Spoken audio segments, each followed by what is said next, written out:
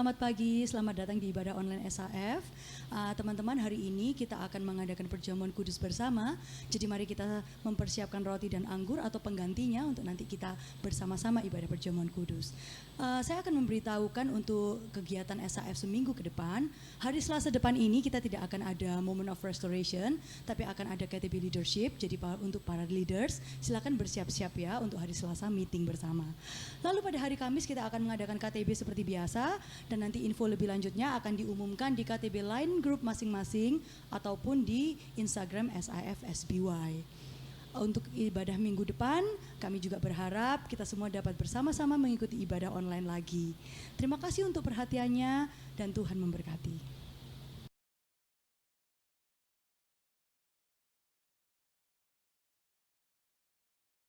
Shalom guys, selamat pagi, selamat hari Minggu.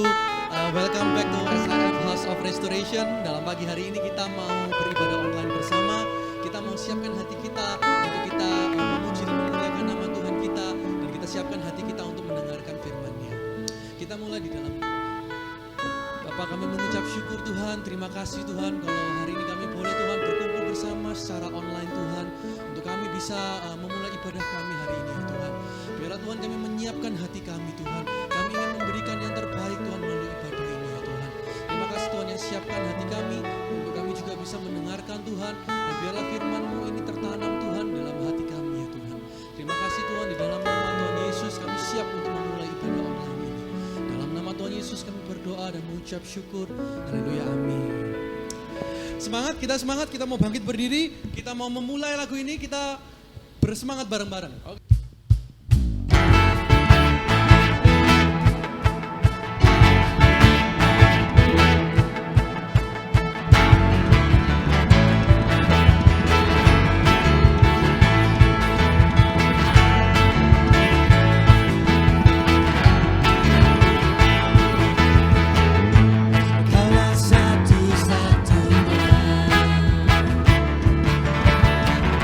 Sumber dari segala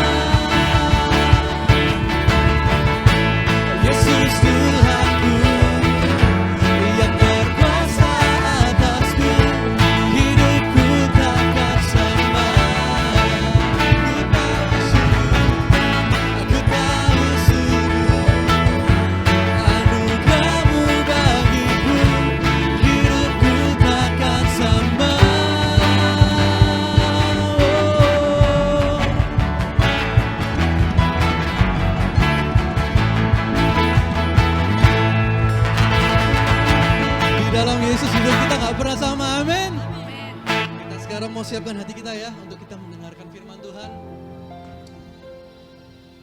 Kita mau kasih yang terbaik.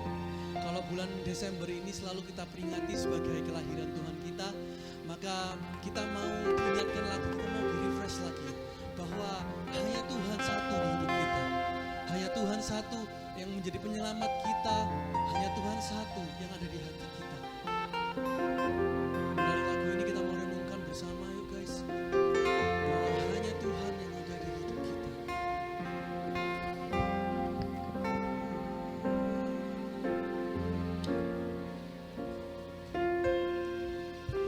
Kau telah buktikan cintamu padaku. Kau membayarku dengan hidupmu. Ku bersyukur yang ada padaku. Semuanya milikmu. Ku persembahkan seluruh hidupku di mezbamu. Hanya Kau yang menjadi tempat jawaban. Hanya Kau tempatku berharap. Berjalan bersamamu ku takkan goyah. Sebab tangan kasih-Mu tersedia bagiku. Selamanya Kau ku cinta.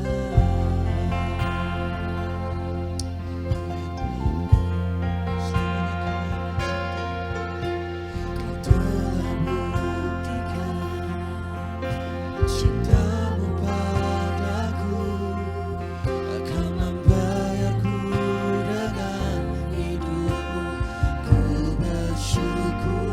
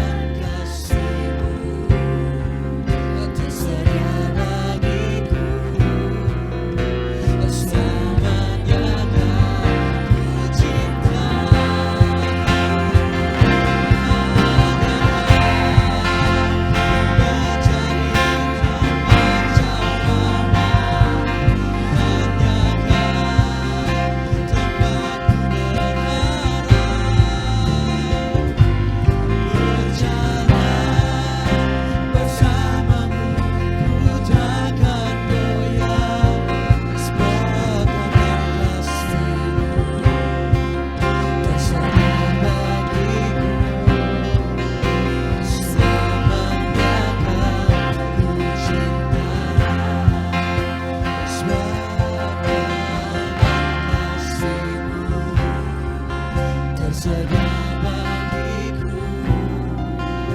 Selamanya kau cinta, sebab tangan kasih-Mu tersedia bagiku. Selamanya kau ku cinta.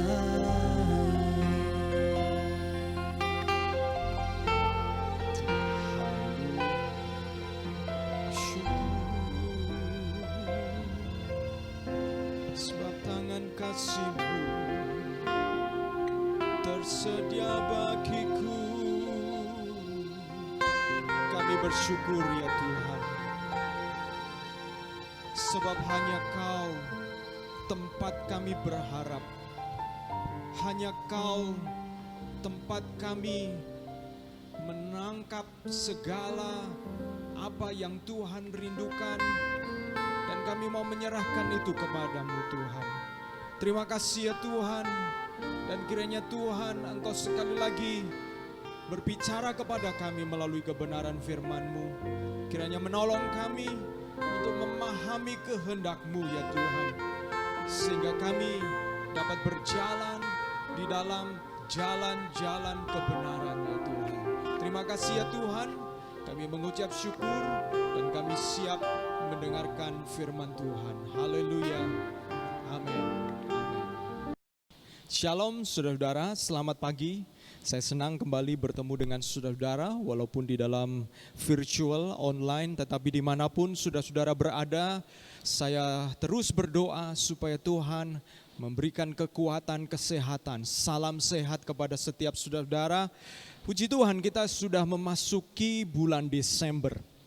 Bulan Desember ada nuansa Natal bagi setiap saudara dan saya, bagi kita orang percaya, bagi kita yang kecil, sejak kecil menjadi orang Kristen, maka bulan Desember itu punya vibe sendiri, punya rasa tersendiri. Tetapi lebih daripada itu, saudara-saudaraku, saya mau mengajak kita di bulan Desember ini untuk merenungkan apa yang dilakukan, apa yang terjadi pada Natal yang pertama.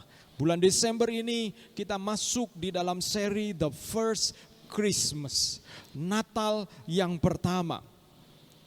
Bagaimana apa yang terjadi di dalam Natal yang pertama? Mari kita akan memperhatikan dan merenungkan bagaimana Kristus sebagai anak Allah itu turun ke dunia. Dan pagi hari ini kita masuk di dalam seri yang pertama, A Humble Visitation. Kunjungan yang sederhana, kunjungan yang penuh dengan kerendahan hati, saudaraku.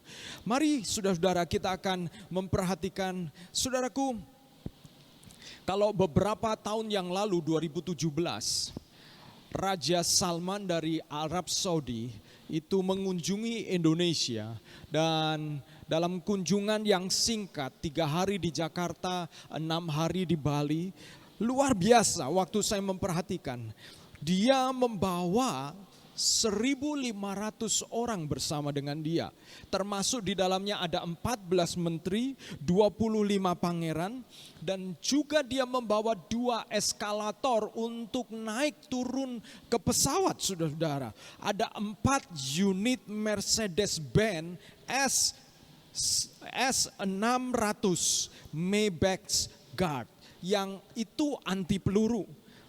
Dia juga menyewa ada 800 kamar hotel di Jakarta pada waktu dia bersama dengan orang-orang yang bersama dengan dia ada di Jakarta. Dan diperkirakan pengeluaran biaya yang dikeluarkan itu tidak kurang dari 250 miliar sepanjang 9 hari. Saudaraku, seorang raja datang dan membawa segala sesuatu untuk bisa menunjukkan, mempertahankan kenyamanan, keagungan, kemuliaannya, majestinya. Dan saudara-saudara, itu sesuatu yang membuat pada waktu beliau datang itu banyak banyak orang, para wartawan itu meliput betapa mereka terkagum. Tetapi saudara, kalau kita mau membandingkan dengan kunjungan dari raja di atas segala raja, yaitu Yesus Kristus anak Allah, maka kita menemukan adanya sesuatu yang berbeda, saudaraku. Di dalam Lukas pasal 8, pasal 2 ayat 8 sampai 12 dikatakan, di daerah itu ada gembala-gembala yang tinggal di padang menjaga kawanan ternak mereka. Pada waktu malam tiba-tiba berdirilah seorang malaikat Tuhan di dekat mereka, dan kemuliaan Tuhan bersinar meliputi mereka, dan mereka sangat ketakutan. Lalu kata malaikat itu kepada mereka, jangan takut, sebab sesungguhnya aku memberitakan kepadamu kesukaan besar untuk seluruh bangsa. Hari ini telah lahir bagimu juru selamat, yaitu Kristus Tuhan di kota Daud, dan inilah tandanya bagimu. Kamu akan menjumpai seorang bayi dibungkus dengan lampin dan terbaring di dalam palungan. Saudaraku, Alkitab mencatat kunjungan raja di atas segala raja dalam satu gambaran yang sangat-sangat sederhana, saudaraku. Berbeda, saya membayangkan bagaimana dengan Allah yang memiliki segala sesuatu, bagaimana bisa turun ke dunia mengunjungi manusia dalam bayi, dalam rupa bayi, menjelma menjadi bayi yang sederhana, saudaraku. Kalau kita memperhatikan bahwa sejak manusia jatuh ke dalam dosa, lalu manusia diusir dari Taman Eden, Allah memang mengunjungi manusia. Tetapi Allah tidak pernah mengunjungi manusia dengan cara menampakkan dirinya secara total, saudaraku. Allah menampakkan dirinya biasanya dalam bentuk yang kemudian disebut teofani, wajah Allah. Yaitu dalam bentuk api yang menyala, dalam bentuk suluh api, dalam bentuk awan kemuliaan, dalam bentuk tiang api, dalam bentuk malaikat yang kemudian disebut malaikat Tuhan. Tetapi saudaraku, tidak pernah Allah menyatakan dirinya secara total. Bahkan satu kali Musa ketika meminta supaya dia bisa melihat Allah tidak mengizinkan. Allah hanya menunjukkan bagian, dia tidak menunjukkan dirinya, hanya ditunjukkan sekelebat saja, dan Musa kemudian mengalami kemuliaan Tuhan luar biasa. Sebelum Yesus turun ke dunia, Allah mengunjungi manusia, tetapi dalam bentuk-bentuk yang terbatas di dalam wajah Allah tersebut. Tetapi kali ini Allah yang menciptakan alam semesta mengunjungi manusia dengan menjelma menjadi bayi yang lahir di Bethlehem. Saudara, saya membayangkan Allah telah mengambil keputusan satu kunjungan yang sangat sederhana. Bagaimana mungkin Allah semesta alam mengunjungi manusia di dalam bentuk yang sederhana? Saya bertanya, mengapa Tuhan tidak turun ke dunia menjadi anak seorang raja? Bukankah di dalam perjanjian lama itu nubuatan tentang kelahiran seorang Mesias itu diberikan kepada raja? Sehingga diasumsikan Mesias adalah benar-benar anak raja, saudara-saudara, lahir di istana. Tetapi apa yang diharapkan oleh manusia berbeda dengan apa yang dikerjakan oleh Allah. Allah justru turun ke dunia di dalam bentuk yang sangat humble, sederhana, rendah hati, saudara-saudara. Saya merenungkan mengapa Allah melakukan itu, saudara-saudara. Sehingga ada begitu banyak kesalahpahaman dari orang Israel karena mereka membayangkan bahwa Mesias itu adalah seorang raja yang lahir di istana. Tetapi ini ternyata seorang bayi yang lahir di tengah keluarga yang sederhana, yang lahir di tengah-tengah chaos, kekacauan yang ada. Seorang bapak gereja mengatakan begini.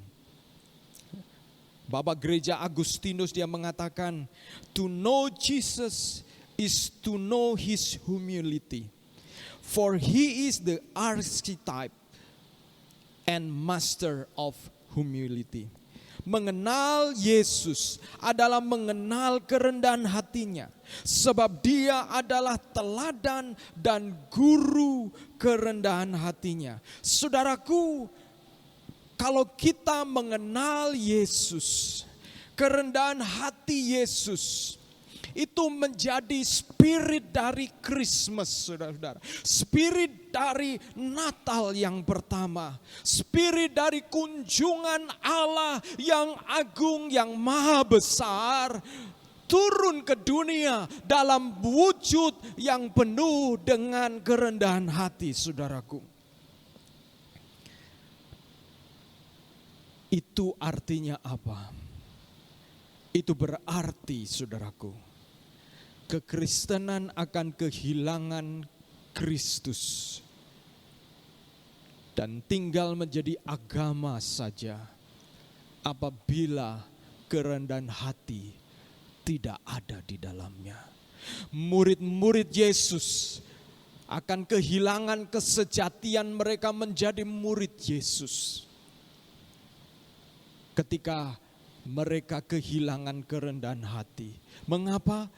Karena anak Allah turun ke dunia pertama kali di dalam wujud yang penuh dengan kerendahan hati, saudaraku. Ada dua kebenaran yang powerful, luar biasa bagi saya, dan kiranya menjadi berkat buat saudara-saudara, untuk menjadi dasar bagi kita para murid-murid Yesus menyadari bahwa Kristus adalah sumber kerendahan hati saudara dan saya. Kristus menjadi sumber dari semua karakter yang baik, sabar, jujur, dan semua karakter sifat-sifat yang baik. Dan Kristuslah yang kemudian menjadi sumber dari itu semua, yaitu kerendahan hatinya, saudaraku. Kebenaran yang pertama yang saya mengajak kita untuk merenungkannya ketika dikatakan kepada para gembala bahwa inilah tandanya bagimu. Tanda bagi para gembala adalah seorang bayi dibungkus dengan lampin dan terbaring di dalam palungan. Tanda seorang juru selamat dunia, bukan tanda yang membuat orang terkagum, bukan tanda yang membuat orang menjadi begitu mengagungkan, tetapi justru tanda yang membuat kita shock. Kenapa? Karena tanda itu adalah tanda yang sangat sederhana, yang membuat para gembala menjadi tidak sungkan, membuat para gembala menjadi tidak merasa sulit untuk mendekat karena tanda itu begitu sederhana. Itulah yang kita akan renungkan. Natal harus dipenuhi dengan spirit ini, yaitu spirit kerendahan hati. Kebenaran yang pertama, kerendahan hati Kristus adalah kerendahan hati yang menyembuhkan. Saudara-saudaraku, mengapa Kristus harus muncul dalam bentuk yang sederhana dan rendah hati seperti itu? Jawabannya, saudara-saudara, karena manusia itu sakit, saudara-saudaraku. Saya dan saudara-saudara, kita semua itu sakit. Sakit apa, saudara-saudaraku? Sakit kesombongan. Manusia itu mengalami kesombongan, saudara-saudara. Dan kesombongan itu membuat manusia menjadi rusak. Kesombongan adalah satu keyakinan yang berlebihan mengenai kemampuan-kemampuan diri sendiri, sehingga tidak mengenali betapa kita membutuhkan anugerah Allah, membutuhkan Allah. Saudaraku, di dalam Alkitab, kesombongan ini yang menyebabkan Lucifer jatuh. Kesombongan ini bahkan oleh para bapak gereja di abad yang kedua dikatakan sebagai dari 7 dosa. Kesombongan adalah dosa yang pertama yang mendatangkan maut. Disebut sebagai bapaknya segala dosa, saudaraku. Dosa kesombongan ini membuat Hawa jatuh di dalam dosa. Saudara-saudara, kita semua tanpa kita sadari bahwa sesungguhnya kesombongan itu ada pada setiap kita, saudaraku. Manusia jatuh di dalam kesombongan. Menara Babel dibangun di dalam Kejadian pasal 11 oleh karena manusia yang sombong. Kesombongan itu menjadi penyakit manusia yang mematikan. Dan untuk menyembuhkan kesombongan manusia, Allah tidak datang dengan kesombongan yang lebih besar. Karena sebenarnya seringkali itu metode dunia. Metode dunia untuk membuat orang yang sudah memiliki posisi yang tinggi menjadi tunduk. Harus dipertemukan dengan orang yang punya posisi lebih tinggi lagi. Tetapi Kristus yang menyembuhkan kesombongan manusia tidak datang dengan posisi yang lebih tinggi. Tapi Kristus datang justru dengan rendah hati, kesederhanaan.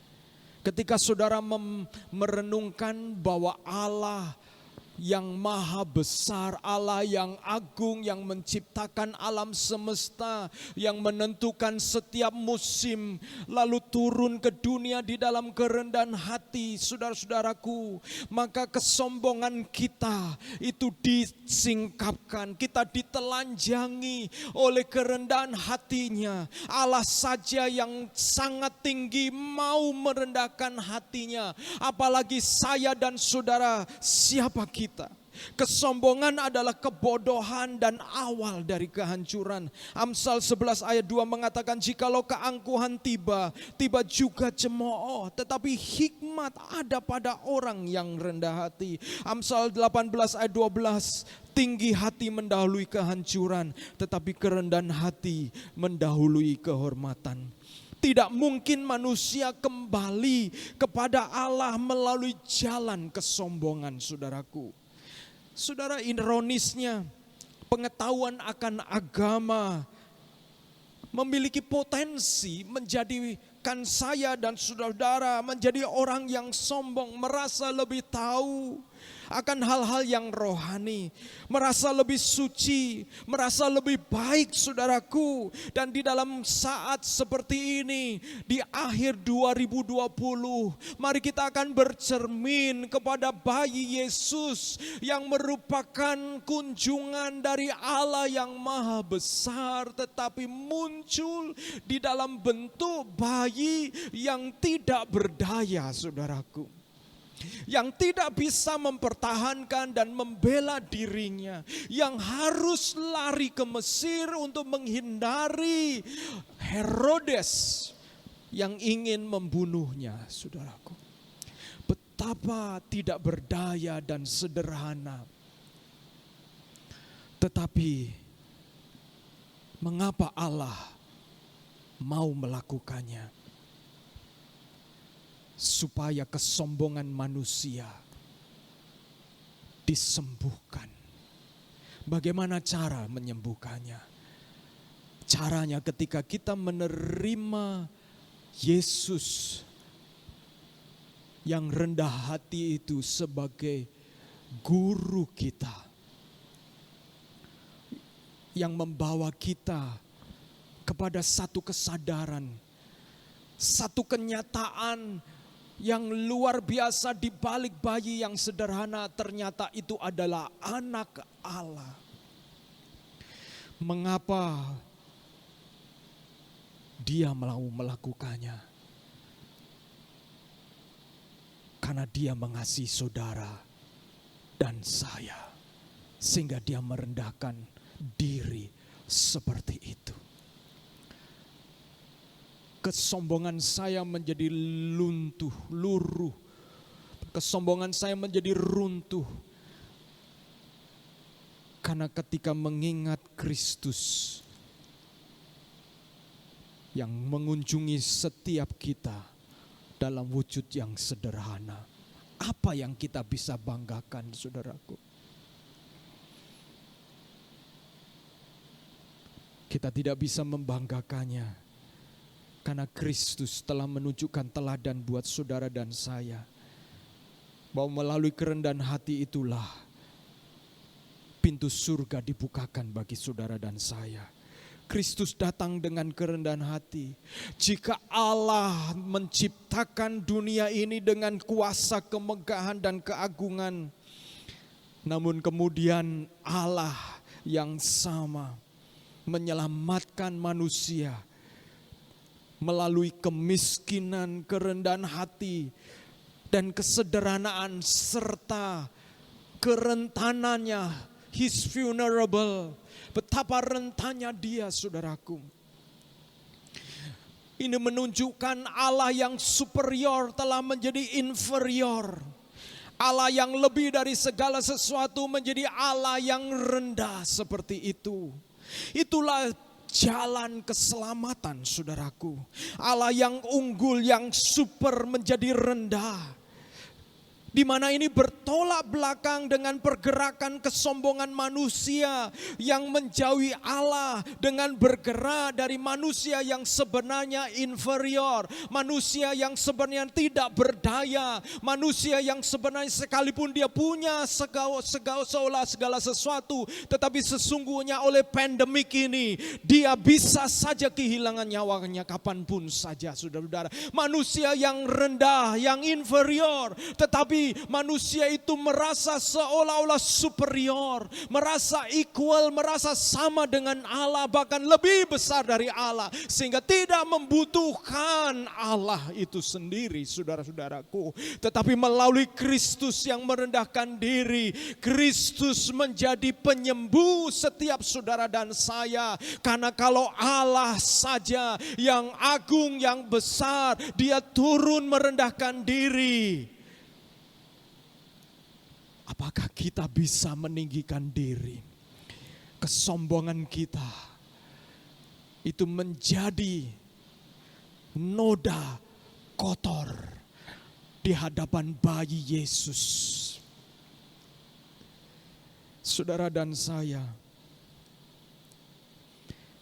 kedatangan Kristus itu menyembuhkan kesombongan saudara dan saya. Yang kedua, saudaraku, kerendahan hati Kristus yang menjadi jembatan antara manusia dengan Allah. 1 Timotius pasal 2 ayat 5, karena Allah itu Esa dan Esa pula dia yang menjadi pengantara antara Allah dan manusia, yaitu manusia Kristus Yesus. Karena Allah itu Esa, Allah yang satu-satunya, Allah yang agung, itu tiada duanya, saudara-saudaraku, tiada duanya. Ada orang-orang yang merasa diri begitu kaya, ada orang yang merasa diri begitu pintar, ada orang yang merasa diri begitu cakap, ada orang yang merasa diri begitu lebih, seolah-olah tiada duanya. Tetapi faktanya ada orang yang lain lebih kaya, ada orang yang lain lebih cakap, ada orang yang lain lebih jenius, saudara-saudaraku. Sementara Allah itu adalah Allah yang esa, yang tiada duanya, kesanggupannya, kemahakuasaannya, kemahakasihnya, itu kesetiaannya tiada duanya, saudara-saudaraku. Bagaimana kita bisa mengakses Allah yang seperti itu, saudaraku? Firman Tuhan mengatakan, Dia menjadi pengantara antara Allah dan manusia, yaitu manusia Kristus Yesus. Disinilah kerendahan hati Kristus memiliki fungsi menyelamatkan. Melalui Kristus yang mengambil rupa seorang hamba menjadi manusia sama dengan saudara dan saya, maka Dia menjadi pengantara, menjadi jembatan yang sempurna, karena Dia adalah Allah. Tetapi pada saat yang sama Dia mengambil bagian, mengambil rupa manusia, yaitu saudara dan saya, saudara-saudara, sehingga Dia sangat mengerti saudara dan saya. Itu sebabnya Kristus, kerendahan hatinya menyebabkan Dia menjadi satu-satunya pengantara antara manusia dan Allah, dan tidak ada yang lain, saudaraku. Itu yang dikatakan di dalam Kisah Para Rasul. Di bawah kolong langit ini tidak ada keselamatan kecuali di dalam diri Kristus Yesus. Mengapa? Karena hanya Kristus anak Allah yang telah menjelma menjadi manusia, sehingga Dia satu-satunya yang tepat untuk menghampiri Allah Bapa. Saudaraku, Kristus memulihkan hubungan antara manusia dengan Allah. Yohanes 1 ayat 14 mengatakan, firman itu telah menjadi manusia dan diam di antara kita. Dan kita telah melihat kemuliaannya, yaitu kemuliaan yang diberikan kepadanya sebagai anak tunggal Bapa, penuh kasih karunia dan kebenaran. Sebagaimana iblis yang datang membawa kepada kematian, demikian juga Kristus datang untuk membawa kehidupan yang berkelimpahan. Dengan cara Dia merendahkan diri. Yohanes 10 ayat 10, pencuri datang hanya untuk mencuri dan membunuh dan membinasakan. Aku datang, Kristus datang, supaya mereka, saya, saudara, mempunyai hidup dan mempunyai dalam segala kelimpahan. Bagaimana Dia bisa datang dan membawa kita hidup di dalam segala kelimpahan? Saudaraku, kita yang berdosa, kita manusia yang najis, manusia yang sekalipun kita sudah diselamatkan, kita juga jatuh di dalam dosa sekali lagi. Tetapi saudaraku, begitu kita menyadari, maka kita melihat dosa itu sebagai sesuatu yang menjijikkan. Dan oleh karena itu, saudaraku, siapakah yang bisa menjadi pengantara antara saya, saudara, dengan Allah yang esa? Hanya Yesus Kristus di dalam kerendahan hatinya menjadi sama seperti saudara dan saya. Dialah yang bisa menjadi jembatan antara kita dengan Allah. Saudaraku, Kristus mengawali kehadirannya di bumi dengan rendah hati. Kemudian mengawali pelayanannya dengan rasa lapar.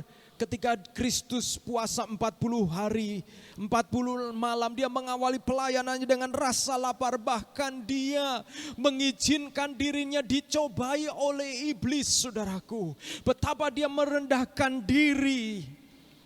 Dan kemudian ketika Dia merekrut murid-murid yang pertama, murid-muridnya adalah para nelayan, orang-orang miskin, orang-orang yang tidak megah, tidak semarak, tidak mewah, orang-orang yang terpinggirkan. pemungut cukai. Melayani, kemudian dengan menerima mereka yang terbuang. Wanita berzina yang hampir saja mati oleh karena akan dirajam oleh batu, dihakimi oleh orang. Kristus hadir di sana. Kristus hadir bagi orang-orang yang merasa dihakimi. Kristus hadir bagi orang-orang yang merasa bersalah. Kristus hadir bagi orang-orang yang merasa terbuang dan ditolak. Kristus hadir, saudaraku, untuk menjadi jembatan, menjadi penengah. Karena Bapa tangannya selalu terbuka untuk menerima. Kemudian Kristus itu mengakhiri pelayanannya dengan membasuh kaki murid-muridnya, memberikan roti kepada Yudas yang akan menjualnya hanya dengan 30 keping perak, saudara-saudaraku. Dan kemudian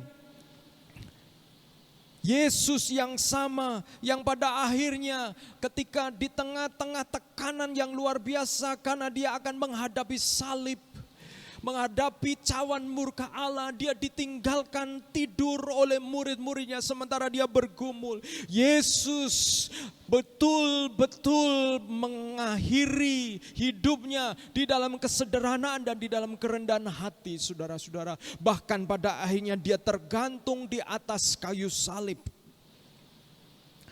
menerima cawan murka Allah. Dan oleh karena salib itu, dia menjadi pengantara. Bukan keagungan, kemegahan Allah yang ditunjukkan oleh Yesus di atas kayu salib. Tetapi yang ditunjukkan adalah kerendahan hati. Ketika penjahat yang ada di kanan dan kirinya, yang satu mencemooh dia, yang satu mencoba menyadari betapa bersalahnya dia dibandingkan dengan Kristus. Dan mengatakan, apabila engkau di Firdaus ingatlah akan aku. Yesus yang rendah hati itu juga mengatakan, pada hari ini juga engkau akan ada bersama-sama dengan aku di Firdaus. Saudaraku, kerendahan hati Kristus membuat saya menjadi malu karena saya menyadari bahwa saya bisa menjadi sombong. Karena pengetahuan kerohanian saya bisa merasa lebih baik, lebih mengerti. Dan tanpa sadar kesombongan itu menguasai hati saya. Tetapi di Natal yang pertama kita diingatkan bahwa anak Allah turun di dalam kerendahan hati, di dalam kesederhanaan. Ini menampar setiap saya dan saudara-saudara. Siapakah saudara, siapakah kita? Sehingga kita bisa bermegah atas apapun yang kita miliki. Di dalam bahasa Paulus dikatakan, dia tidak menganggap kesetaraannya dengan Allah sebagai milik yang harus dipertahankan.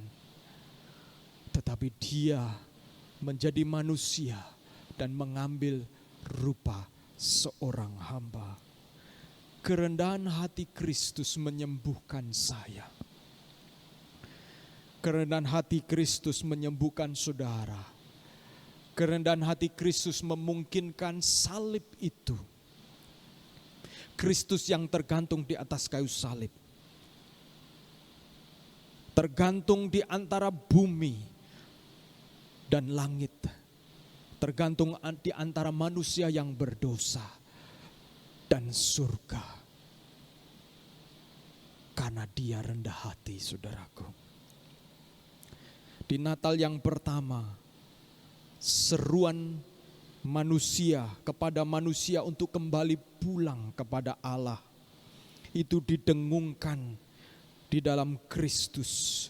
bukan dengan trompet kemegahan, bukan dengan segala sesuatu yang membuat manusia terpikat oleh karena gemerlap kemegahan, tetapi dengan kesederhanaan dan kerendahan hati anak Allah, bayi Yesus di dalam Natal.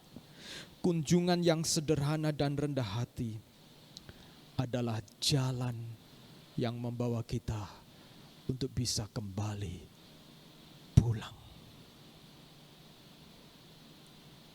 Saudaraku, milikilah kerendahan hati itu, saudara-saudaraku.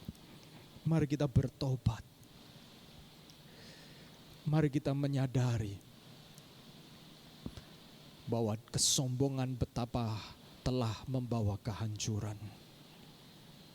Tetapi kerendahan hati Kristus membawa pemulihan, membawa pintu surga terbuka buat setiap orang yang berdosa. Akulah jalan, hidup, dan kebenaran. Itu adalah Kristus, keselamatan yang dinyatakan di dalam kerendahan hati. Maukah saudara sekali lagi mengucap syukur, menerima, menghormati. Dan buat saudara-saudara yang belum mendengar berita tentang Kristus yang mengasihi setiap saudara dan saya, serendah apapun, setinggi apapun saudara merasa, kerendahan hatinya membuat kita ditelanjangi betapa Dia, Allah, mengasihi saya dan saudara. Kalau bukan karena kasih, karena kita, Dia menderita. Karena kita, Dia menjadi bayi yang tidak berdaya. Karena kita, Dia disalibkan. Karena kasih kepada saudara dan saya. Mari kita datang kepada Tuhan. Saudara-saudaraku yang kekasih, kelahiran Yesus yang datang dengan kesederhanaan dan kerendahan hati. Demikian juga akhir dari pelayanan Yesus itu diakhiri juga dengan kesederhanaan dan kerendahan hati. Dan pagi hari ini mari kita akan bersama-sama memperingati pengorbanan Yesus bagi setiap saudara dan saya. Kita akan bersama-sama mempersiapkan hati. Saudara-saudara, sementara saudara-saudara mempersiapkan unsur-unsur perjamuan kudus, saudara persiapkan roti dan anggur saudara-saudara. Mari kita akan merenungkan pengorbanan Tuhan, merenungkan kerendahan hatinya sebagai sumber kerendahan hati setiap orang percaya. Tanpa Kristus datang di muka bumi ini, maka semua aktivitas disiplin rohani itu kehilangan satu unsur yang membuat semuanya itu menjadi berbuah lebat, yaitu kerendahan hati. Itu sebabnya kita akan merenungkan pengorbanan Tuhan dengan pujian ini, karena kita, haleluya, haleluya.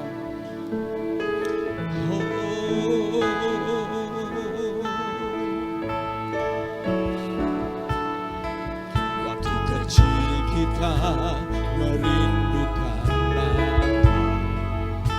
hadiah yang indah dan menawan, namun tak menyadari seorang bayi telah lahir, bawa keselamatan untuk manusia.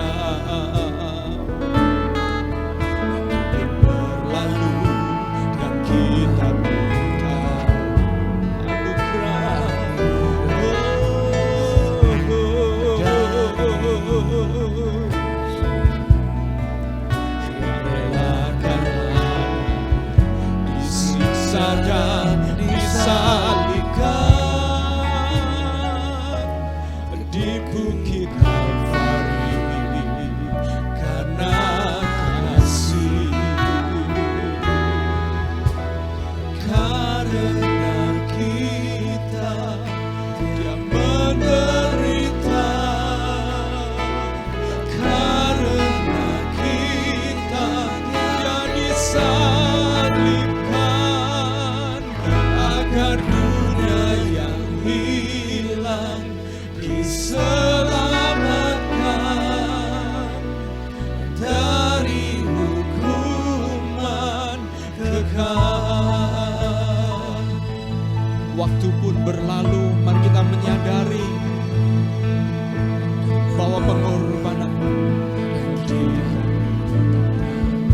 Pengorbanannya luar biasa.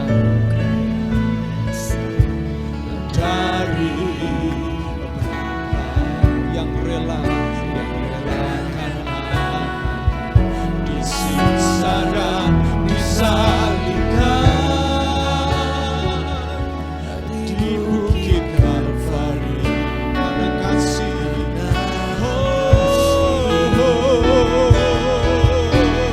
Karena kita dia berdiri.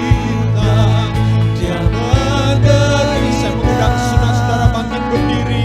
Karena kita dia disalibkan agar dunia yang hilang diselamatkan dari hukuman kekal.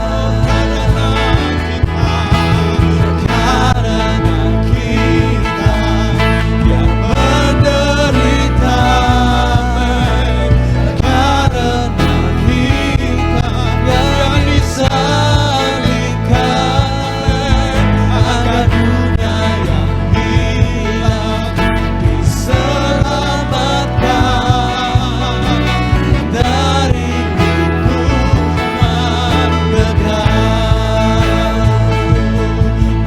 Agar dunia yang hilang diselamatkan dari hukuman kekal. Agar dunia diselamatkan dari hukuman kekal. Oh, haleluya. Haleluya. Di bukit Kalvari itu Yesus tergantung. Dia menjadi pengantara antara bumi dan surga.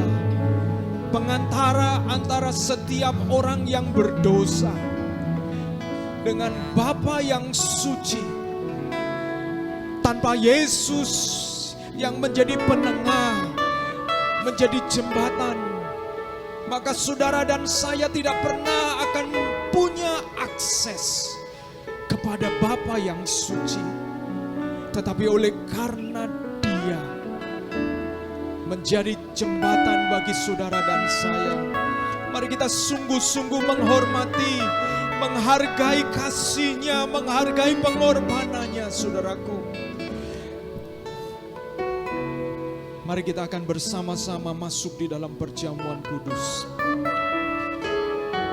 Angkat rotimu. Maka Yesus mengambil roti serta berkata, inilah tubuhku yang dipecah-pecahkan bagi kamu. Ingatlah akan aku setiap kali kamu memakannya. Mari kita makan bersama-sama di dalam nama Yesus.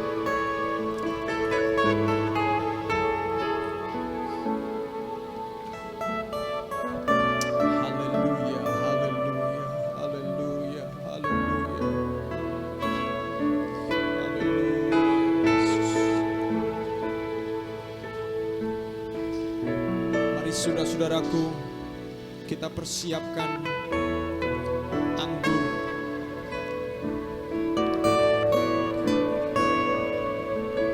Yang melambangkan darah Yesus. Maka Yesus mengambil cawan yang berisi anggur. Dan Yesus berkata, inilah darahku, darah perjanjian yang baru. Dan oleh karena darah ini, maka engkau dan saya diikat di dalam perjanjian yang baru. Perjanjian yang bukan ditulis di atas loh batu, tetapi perjanjian yang ditulis di dalam hati manusia. Itu sebabnya engkau dan saya oleh karena darah ini dilayakkan untuk memiliki pengharapan di dalam Dia. Mari kita akan bersama-sama minum anggur yang melambangkan darah perjanjian yang baru. Di dalam nama Yesus, haleluya.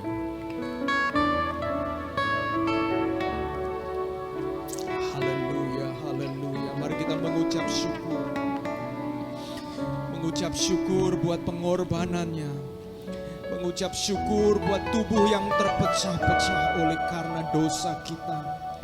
Dan mengucap syukur oleh darah Yesus, nyawa menggantikan nyawa, sehingga setiap nyawa kita telah digantikan oleh darah Yesus yang kudus. Bapa di dalam surga, kami mengucap syukur ya Tuhan buat pengorbanan-Mu ya Tuhan. Kami mau menghormati pengorbanan Tuhan dengan membalas cinta kasih-Mu ya Tuhan. Tuhan, Engkau mengampuni setiap dosa dan kesalahan kami ya Tuhan. Dan Engkau menolong setiap kelemahan kami. Dan oleh bilur-bilur Yesus, Engkau menyembuhkan kami ya Tuhan. Kami mau berdoa ya Tuhan, apabila ada di antara kami yang sakit, Tuhan jamah dan sembuhkan. Oleh karena pengorbanan-Mu kami beroleh kesembuhan. Demikian juga setiap kami yang sakit secara emosi, yang sakit secara mental, secara pikiran, sakit di dalam jiwa, di dalam batin kami. Tuhan, Engkau penyembuh kami ya Tuhan. Dengan firman-Mu Engkau berkata, jadilah tahir. Sembuhkan kami ya Tuhan. Terima kasih ya Tuhan. Demikian juga Tuhan, kami akan berdoa untuk bangsa dan negara kami ya Tuhan. Kiranya Tuhan Engkau menolong bangsa dan negara kami ini. Kristus juga mati bagi bangsa dan negara kami Tuhan. Tuhan, kami mau berdoa buat situasi akhir-akhir ini ya Tuhan. Kami mau berdoa ya Tuhan buat para korban, saudara-saudara kami yang ada di Sigi ya Tuhan. Sehingga mereka kehilangan nyawa, tetapi pintu surga terbuka bagi mereka ya Tuhan. Tuhan, darah mereka tidak akan pernah sia-sia. Kami mau berdoa buat damai di Indonesia. Kami mau berdoa buat pemulihan di Indonesia. Kami mau berdoa pemulihan ekonomi. Kami mau berdoa pemulihan kesehatan. Kami menyerahkan Tuhan tenaga-tenaga kesehatan, kiranya Tuhan Engkau menolong. Kami berdoa buat setiap pemerintahan Jokowi, presiden kami, mulai dari provinsi sampai kepada kabupaten, kepada kecamatan, kelurahan, bahkan RW dan RT, sampai kepada lingkup yang terkecil. Kiranya shalom Allah, gereja Tuhan akan mendatangkan shalom. Kristus sebagai pengharapan akan membawa pengharapan baru buat bangsa ini Tuhan. Tuhan, kami mengucap syukur. Kami juga berdoa ya Tuhan, tanggal 9 yang akan diadakan pilkada secara serempak. Kiranya Tuhan Engkau menolong ya Tuhan. Kiranya Engkau menolong agar kami, bangsa kami, terhindarkan dari peningkatan korban COVID ini ya Tuhan. Have mercy upon us Tuhan. Kiranya kemurahan-Mu Tuhan atas setiap kami ya Tuhan. Ampuni bangsa kami ya Tuhan. Dan ampuni setiap kami ya Tuhan. Kami mengucap syukur. Saudara-saudaraku yang kekasih, mari angkat tangan-Mu dan terimalah berkat Tuhan. Tuhan menyinari engkau dengan wajah-Nya dan memberi engkau damai sejahtera.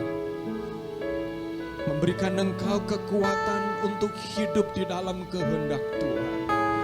Memberikan engkau kerinduan melampaui keinginan dagingmu untuk terus belajar semakin serupa dengan Kristus, dengan hidup menyenangkan hati Tuhan di dalam setiap aspek hidupmu.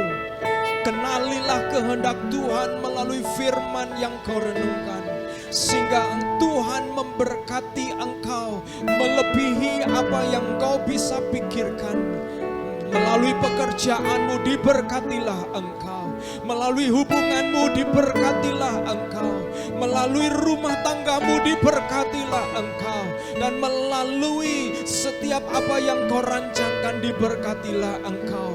Sebab orang-orang yang menanti-nantikan Tuhan akan diperbarui kekuatannya, akan diberikan kekuatan seperti sayap Raja Wali yang terbang makin lama makin tinggi.